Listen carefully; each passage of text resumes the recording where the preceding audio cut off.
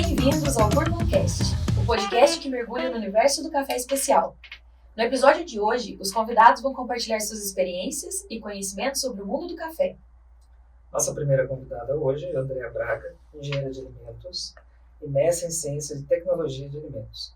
Ela atua na área de pesquisa e inovação da Bourbon e tem mais de 8 anos de experiência na indústria do café especial. Além disso, é Q-Grader e especialista em fermentação de café e segurança de alimentos. E, além do mais, qualidade do grão de café. Virte. Gente, obrigada, Vir, pelo convite. É uma honra estar aqui. Obrigada por ter aceitado. E o nosso segundo convidado é o Roberto da Silva Pereira, classificador e especialista em cafés especiais. É também Q-Grader e juiz de prova da BSA. Já foi jurado em edições anteriores do Cup of Excellence, com participação no júri nacional e internacional. Já são 16 anos de experiência na Bourbon e traz consigo um conhecimento sem igual no ramo do café. Isso aí, obrigado pelo convite, uma honra estar participando. Roberto, tudo bem, meu amigo? Tudo jóia. Conta um pouco para nós, aquele seu apelido, professor. Todo mundo te conhece como professor. Será que é por conta dessa experiência toda que você tem? Lá de trás, né, a gente sabe que você já foi ensacador, para quem não conhece, né, o saqueiro, o cara bruto lá do armazém. Uhum. Já foi porteiro de cooperativa. Sim. E hoje está com a gente lá na Bourbon. Que honra ter você aqui. Eu que sou honrado, né, em poder trabalhar numa empresa como a Bourbon, né. Esse apelido professor, na verdade, ele surgiu por quê? Pelos anos realmente de experiência e sempre está tentando ajudar todo mundo de acordo com o conhecimento que eu adquiri durante esses anos todos. Então, por isso esse apelido. Carinhosamente como professor. Não por formação acadêmica, mas por tentar sempre ensinar aquilo que eu aprendi no decorrer dos anos. Já estou 18 anos. Isso é 18, 16? Na Bourbon, 16, mas tem mais alguns anos É anteriores. mais do que o dobro de café. Muito bom. E você, Déia, como que é para vir aqui para o sul de Minas, considerando que a sua região não era exatamente, né, uma produtora de café? E como que foi para você adentrar nesse universo? Bom, eu sou natural de Belo Horizonte.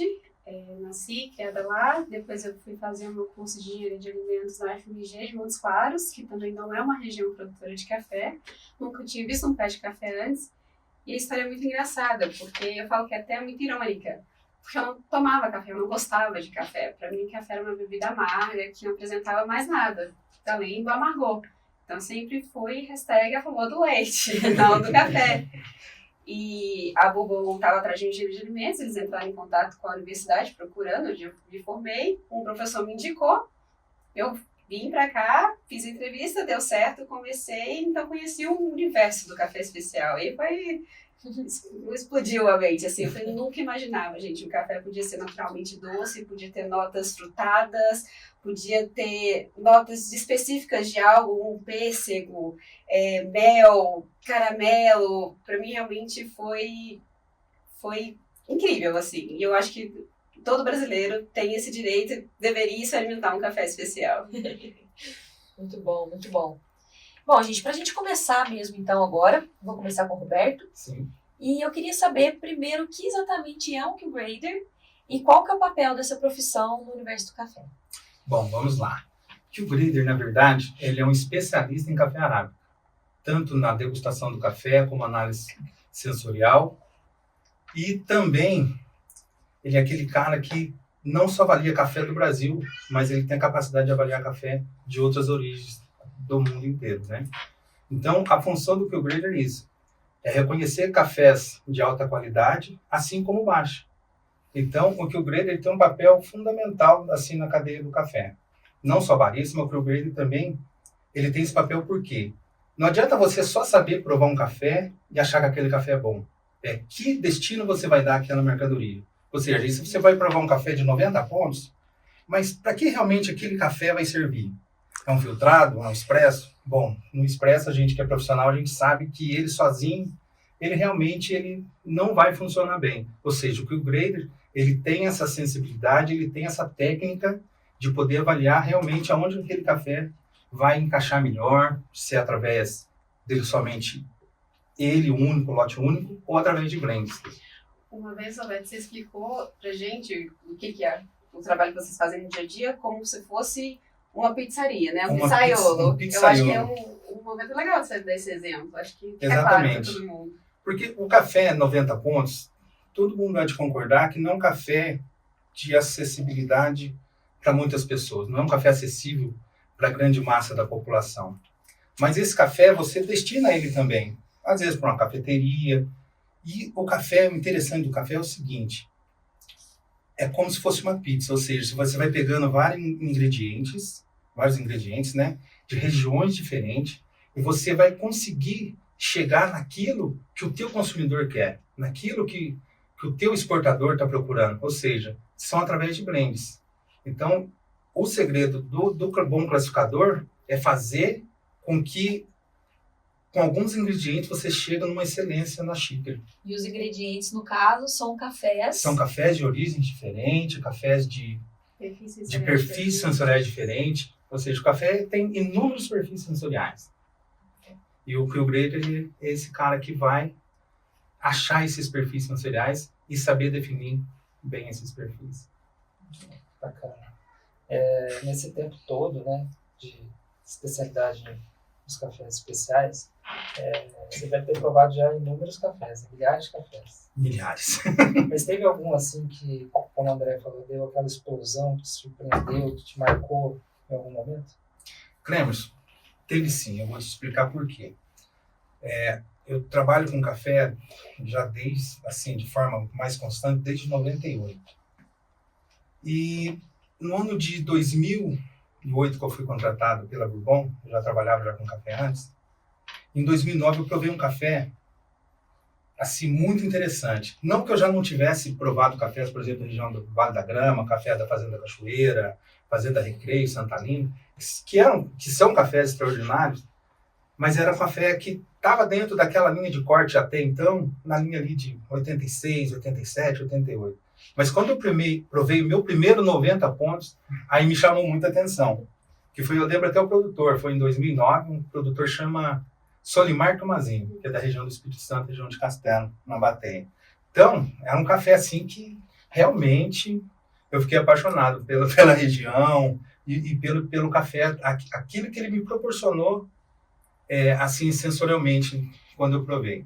Depois, é claro, a gente provou muitos outros cafés, mas o primeiro sempre chama atenção. E você, ideia? Café, eu acho que eu sou suspeita para falar, eu também gosto muito da região que o Bebeto mencionou, que para ele também foi fora da curva, eu acho que para mim também foi. E para mim foi um café, eu não vou saber falar exatamente qual produtor, mas eu sei que era da região do Espírito Santo. Mas eu lembro muito do sensorial dos cafés. Era um café doce, não tinha amargor nenhum. E ele era muito delicado. Você colocava na boca, ele vinha com aquela sensação suculenta, sabe, parecendo um pêssego bem maduro. Nossa, que realmente falei assim, gente, eu não sabia que poderia existir um café naturalmente assim. Pra mim foi, nossa, incrível. O legal de falar disso é que, no decorrer do tempo, a gente acaba virando, não um amigo, mas muito próximo do produtor. Sim. E lembro que com você, eu lembro de eu ter provado um café do seu Paulinho, lá de Paraisópolis. Sim. Que no expresso ele conseguiu dar aquele aroma de fruta cítrica, tangerina. Sim. Eu estava comentando esses dias desse café. É algo diferente, né? Muito diferente. Muito diferente. O café é bom que você pega, né, regiões diferentes, e cada região vai te proporcionar uma experiência nova. Uhum. E o engraçado é que o café, cada ano, ele te proporciona algo diferente. Então, o café é algo, assim, incrível de trabalhar por isso. Não é aquela coisa monótona, né? É coisa que cada ano você tem uma experiência diferente, é um produtor diferente que você conhece, uma qualidade que vai te surpreender. São varietais novos chegando. Então, cada ano você tem uma experiência diferente e agradável. O mundo do café é apaixonante, né? E a gente até brinca, né? Depois que o bichinho do café te picou, já era. Eu ouvi uma vez também, acho que foi a Tati da Nespresso, uma vez falou uma frase que marcou muito. Ela falou assim, de paladar não retrocede. E é muito real. Acho que uma vez que você prova o café especial, talvez na primeira vez você fica também receoso. Opa, peraí, esse negócio é meio diferente aqui. Mas você prova 2, 3 vezes, depois pra você voltar para o cafezinho comum do dia a dia é difícil. É difícil. E para os nossos consumidores, as pessoas que não trabalham com café, como que elas podem reconhecer que um café tem boa qualidade no supermercado ou numa cafeteria que ele pode comprar? Tem alguma dica? Bom, em supermercado sempre tem dica. Por exemplo, dê preferência para torras média. Isso é o primeiro assim, sinal que o café é de boa qualidade, né? Não que o torra escura não seja, mas são processos diferentes. O torra média, você vai conseguir extrair mais daquele grão. Ou seja, você vai conseguir ver realmente o que aquele grão está te trazendo assim de bom, né, na xícara. Então, é só dar preferência para a torra média e ver se o café é certificado ABIC, se está tudo dentro da lei. Então, Tem o selo ABIC, tem o selo ABIC. né? E geralmente para a gente saber qual selo é, tem Geralmente receita está especial? na embalagem, né? Ele vem escrito se ele é se é aquele café tradicional, se ele é um extra forte, se ele é um gourmet.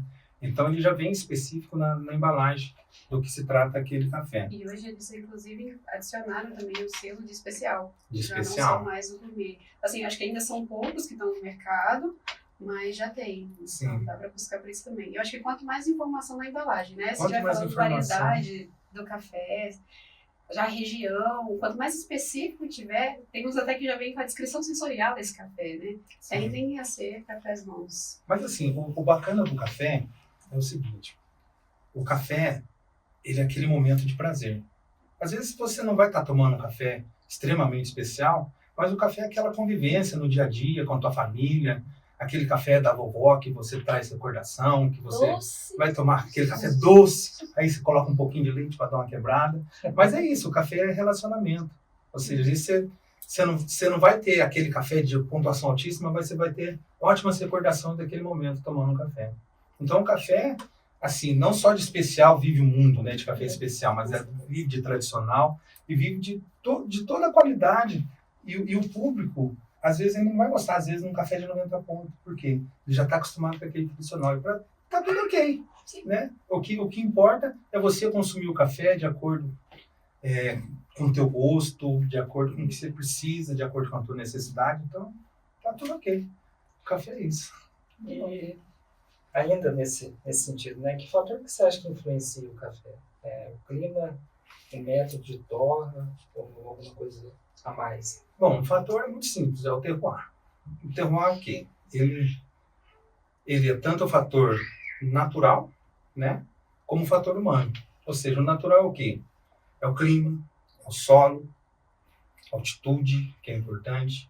E o natural é o quê? É o processamento e o principal, a escolha do varietal certo. Métodos de colheita, pós-colheita, é toda aquela dedicação até chegar na xícara. Ou seja, são dois fatores assim principais. É a escolha de um bom varietal, a escolha de onde você vai plantar, se está na face do sol, se não está. É todo um conjunto que você vai fazer um café de alta qualidade. Bem complexo. São muitas mãos. São muitas mãos. Ou seja, não é uma receita só. Ou seja, você tem que ter micro-organismos no solo que vai te ajudar, microclima vai te influenciar demais, altitude, assim, é imprescindível para café de qualidade, e o varietal, e depois o pós-colheita, né? Não adianta nada você ter todos esses fatores te contribuindo, e depois no pós-colheita, na colheita, algo sair fora daquilo que você não pretendia, e prejudicar a qualidade do seu café. Então, você depende aí de vários fatores, para você ter um bom resultado. Muito bom. E por último, existe algum mito sobre o café que você acha importante desmistificar? Existe. Que café vicia. Na verdade, não vicia, você acaba se apaixonando por ele. Há controvérsias. É controverso. Mas a Trek prova é ao contrário. Esse Mas é o o Gente, olha, eu sou a prova viva. Eu não gostava de café, gente. Mas é o que a André falou, né? O paladar não trouxe. Né? Exatamente. A partir do momento que a gente acostuma, depois para voltar, né? E assim, quando você gosta de uma coisa, realmente. Uma professora minha falava sobre livro, gente. Ela falou, gente, livro é igual namorado. Se você não gostou do primeiro, quer dizer que o segundo vai ser ruim. Posso falar a mesma coisa pro café, gente. Se a primeira experiência não foi o primeiro, experimenta outros. Ainda mais o café que tem vários sensoriais diferentes. E a gente não pode colocar todo café no mesmo lugarzinhos, sabe? Tem muitos cafés diferentes, sabe? Perfis sensoriais diferentes, igual o Roberto falou.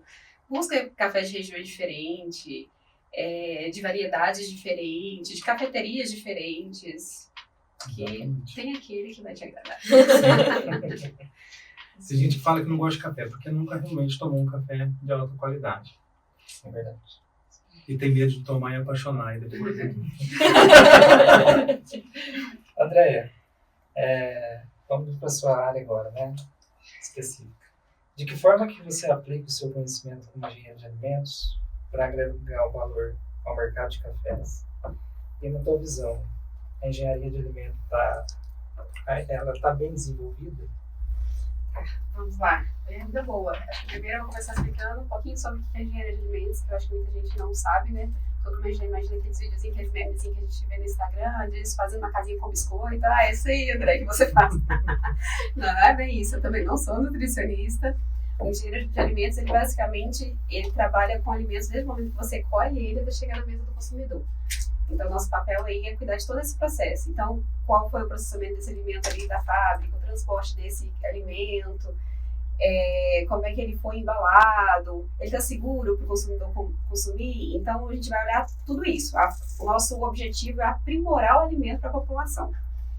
E dentro do café, eu acho que quando eu entrei, falando aí quase 8 anos atrás, eu acho que tinham muito poucos engenheiros atuando na área do café, e isso eu falo para o grão verde, ainda cru, né, antes da torra, porque eu acho que no torrado ainda tem uma exigência um pouco maior. Mas, por exemplo, eu não vi engenheiro de alimentos trabalhando em armazém. Eu acho que eu fui uma das primeiras engenheiras de alimentos atuando em um armazém, então trazendo o conceito de boas práticas, desenvolvendo e implementando um plano de segurança de alimentos.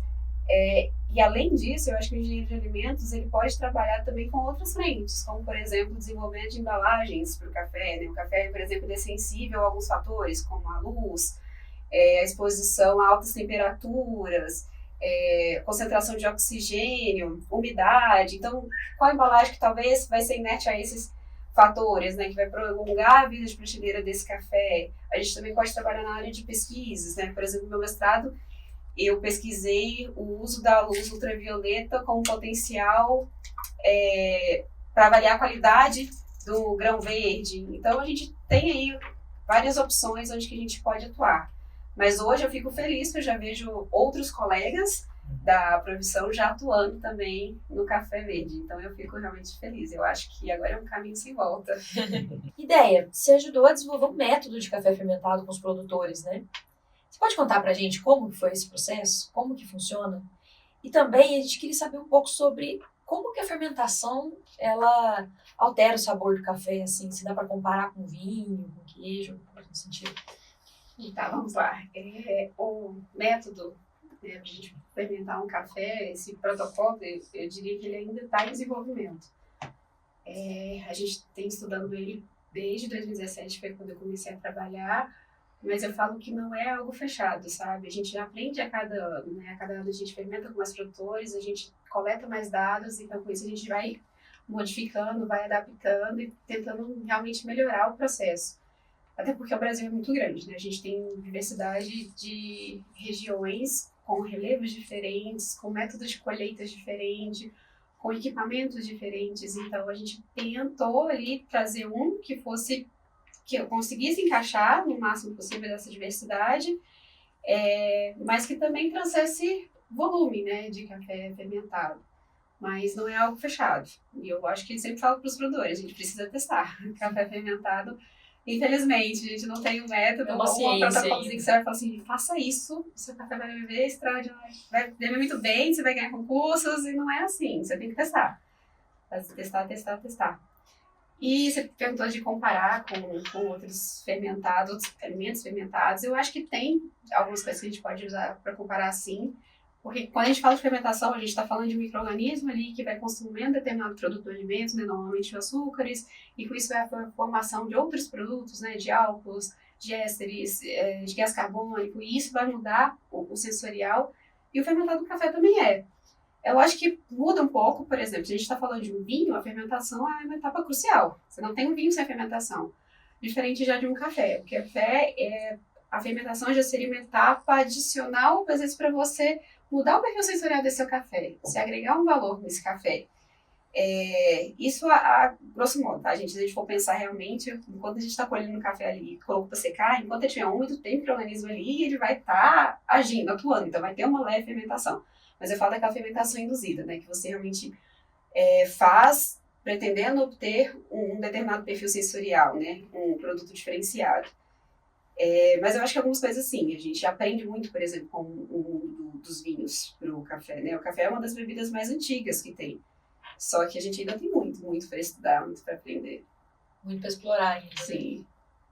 E com o produtor, né? Como é que você pode explicar esse desafio de conseguir colocar a fermentação dentro da fazenda, colocar dentro da cabeça do produtor, né? É um desafio. Eu diria que primeiro é difícil, muito por conta da cultura. A fermentação, há uns anos atrás, era vista como algo ruim para o café. Então, você ia fermentar o café, você trazer café ardido, você vai estragar o seu café.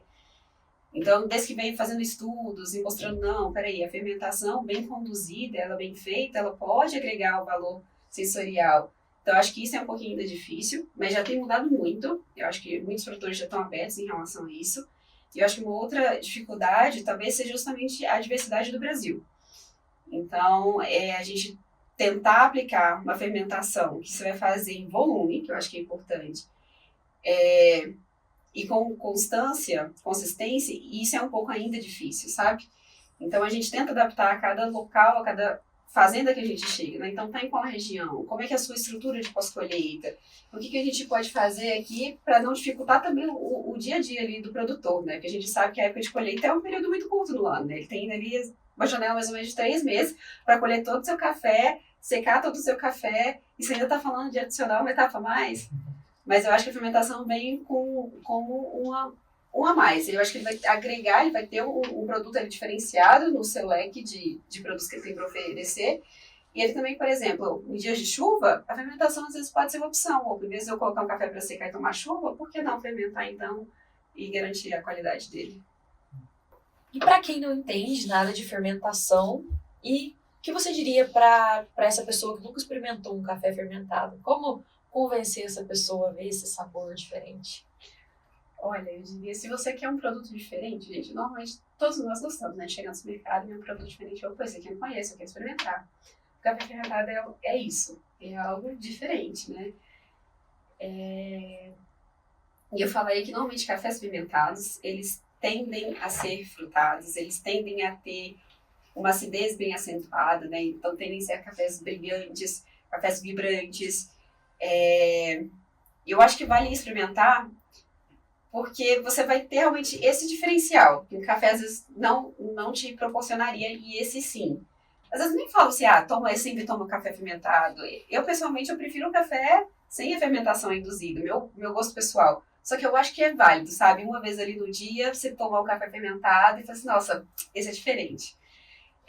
E até vale mencionar que, por exemplo, no maior concurso de qualidade hoje do mundo de café, eles adicionaram uma categoria, né, como o juiz pode falar, que é o experimental, justamente dedicada agora a esses cafés fermentados, né? Então dá para ver, opa, tem algo ali diferente, acho que vale a pena, né? Esses cafés ainda não são encontrados com facilidade no mercado, né? Mas você pode encontrar em cafeteria, né? Para ter essa experiência, seja ele no Cold Brew, ou ali no coado, cafés que realmente vale a pena a curiosidade e experimentar um café assim. Porque são cafés muito interessantes, são cafés que traz daquela linha licoroso, cafés muito exóticos, né? Que vale a pena, né? Pelo menos uma vez ter uma experiência. Sim. Eu acho também que pessoas que não conseguem encontrar muita diferença no sensorial de um café especial para o outro, nesse com certeza vai encontrar. Com certeza. Sim. E tem muitos até que falam, os fermentados, opa, esse aqui me lembrou uma bebida alcoólica, né? Então, remete a isso. E é diferente, gente. Assim, tem muitas fermentações diferentes também, né? Tem umas que vai ser menos intensa, então vai estar mais ali sutil, outras mais punk, que já vai perder o par. Esse aqui realmente é. Então, vai experimentar, sabe? Diversificar um pouquinho. Eu já experimentei um que, pra mim, na minha concepção, tinha gosto de cerveja IPA. Olha só. Tinha aquele gosto, pessoal. Então eu quero esse café. Andréia, e agora assim, quando a gente está na casa da avó, né, na casa da tia, tem todo aquele método de preparo, né? Mas assim, falando do café especial, a gente tem vários métodos de preparo. E o que você acha que é o maior detalhe da preparação de um café especial? Nossa, difícil essa pergunta, porque são vários fatores que afetam realmente a bebida final do café, né? Uma vez o Flávio Borém, em uma das visitas aqui, quando a gente está fazendo pesquisa de café fermentado, falou algo que me marcou também muito, comparando o café com o vinho, né? O vinho, quando você compra, ele tem uma garrafa pronta, tá ali pronto para você beber. O café não. O café ali, mais você compra um pacotinho em grão, um café em pó, você ainda vai prepará-lo. Então, dependendo de como você faz, pode atenuar ou acentuar determinado perfil sensorial, né? E essa eu acho que é a beleza do café, né? Você pode brincar com os métodos.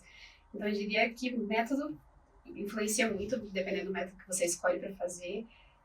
A água, acho que a gente não pode esquecer da água, né? Se a gente for pensar, 98, 99% do que está aqui na bebida é a água, então a composição dessa água influencia.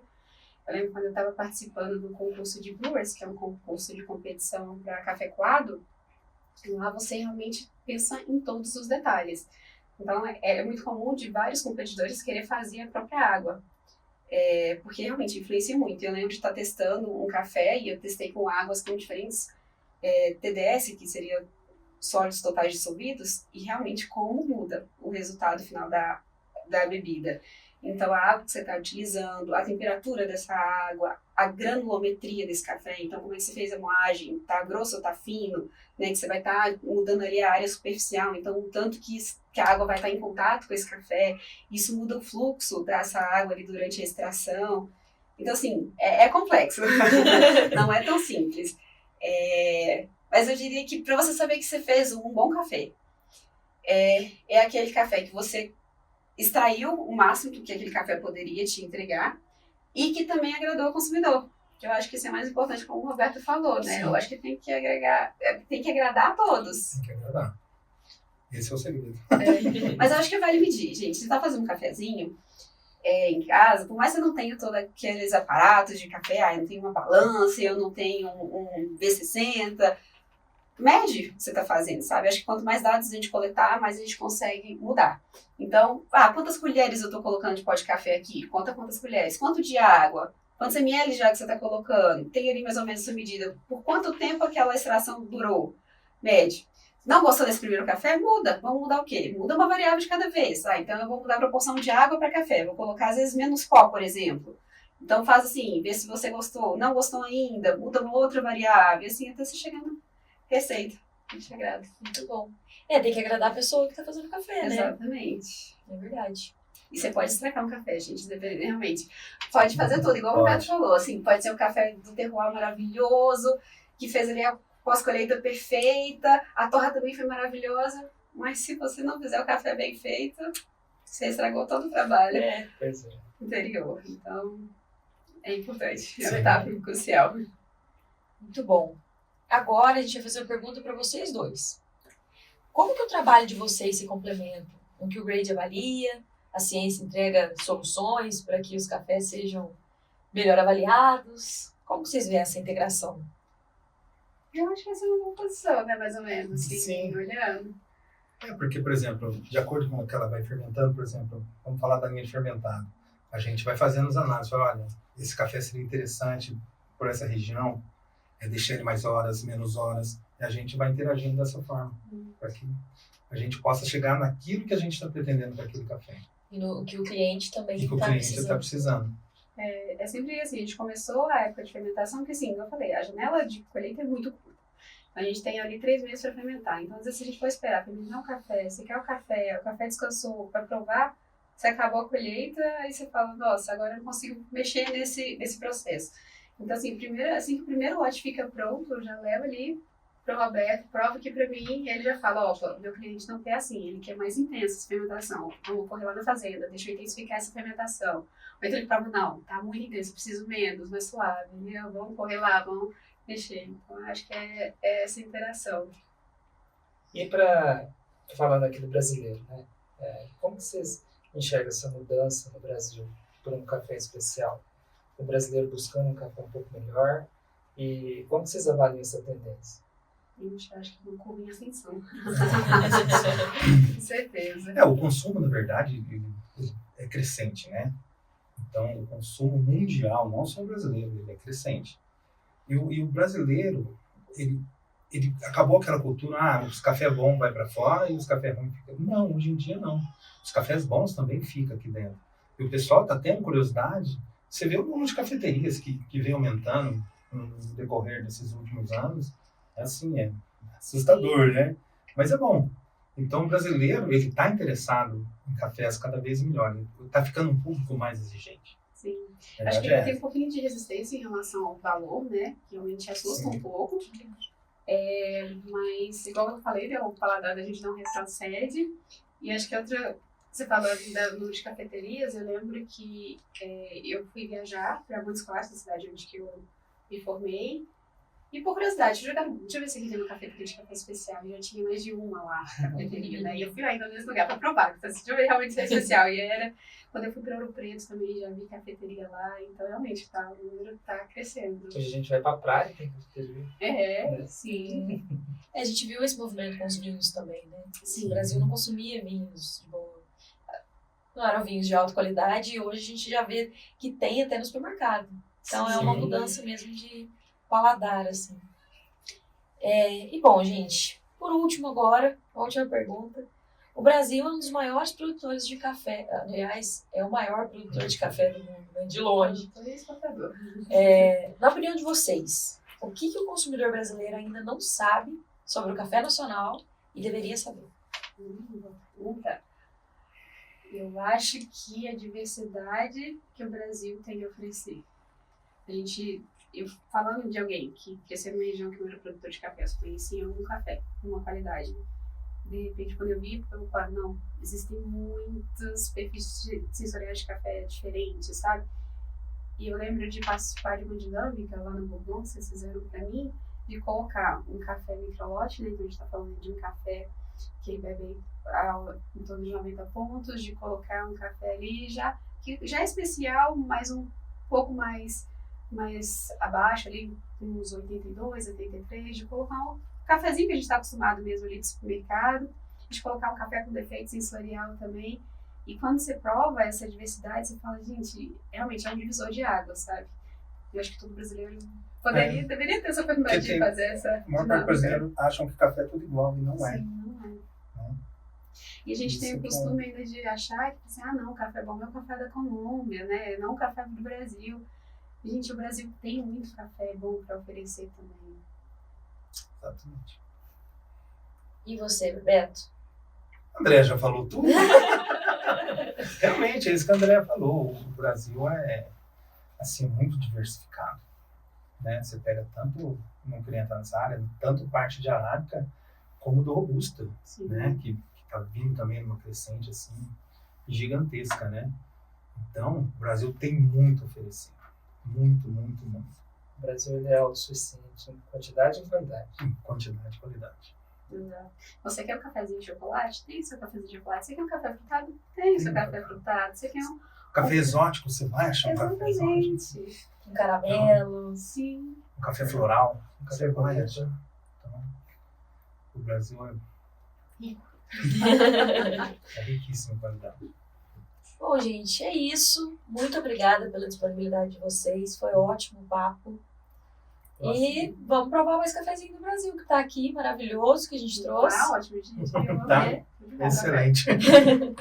Roberto, obrigado. André, muito obrigado pelo papo, né? E a gente se encontra daqui a pouco. Eu que Sim. agradeço. Foi um prazer participar. Obrigado, Cleves, pelo convite. E como último recado, a gente pede para o pessoal que está ouvindo seguir a gente nas redes sociais, Bourbon Coffees, nosso site também, se vocês quiserem saber um pouco mais da Bourbon, é bourboncoffee.com. Certinho? Obrigada e até a próxima. Obrigado. Obrigada.